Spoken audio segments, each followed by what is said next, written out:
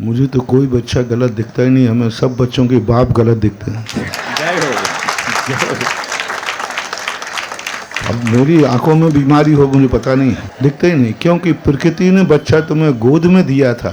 गोद में दिया हुआ बच्चा 25 साल तक तुम्हारी गोद में रहा, 8 साल तक तुम्हारी गोद में रहा, 3 साल तक तुम्हारी गोद में रहा। तब जब बच्चा रोया तो आपने चुप करने के लिए उसे मोबाइल दिया है। अब जब बच्चा जानता है, पहले माँ बच्चा रोता था तो उसे उठाकर छाती से लगाती थी, तो बच्चा सोचता था कि मुझे कुछ सुख शांति मिलेगी तो माँ की छाती में मिलेगी। पिता लोग उठा लेते थे, उसको दुलारते थे। आज 99% जब बच्चा रोता है तो उसको क्या पकड़ा देते हैं? मोबाइल।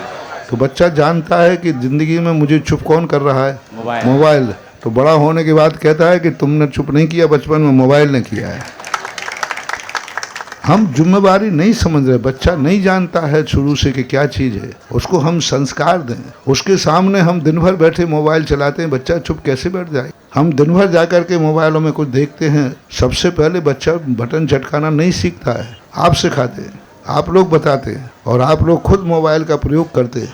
मैंने एक बार कहा था कि कौन से कार्य तुम्हें नहीं करना चाहिए, अभी मुराजी में कहा था, आप अपनी संतान में कौन से दुर्गुण नहीं चाहते हो, कौन सी बुराइयां मेरे बेटे में ना हो, वो लिखो। तुम्हारी जिंदगी में नहीं कह रहा हूँ, तुम्हें तो जो करना है सब करना। बेटे में कौन सी बुराई नहीं होना चाहिए, जो बुराई बेटे में ना हो उसके नीचे एक नोट लगा देना। उसी दिन से तुम वो बुराई छोड़ देना, बेटा सब अच्छा हो जाएगा। बेटा जब हमारी गोदी में रहता है तब हम ध्यान नहीं देते। बेटे को आप 5 साल पाठशाला भेजिए, 5 शुरू में जब बचपन में वो बड़ा होता है छोटा सा, उसको आप धोती दुपट्टा पहना करके गुरुओं के पास आहार दिलाइए।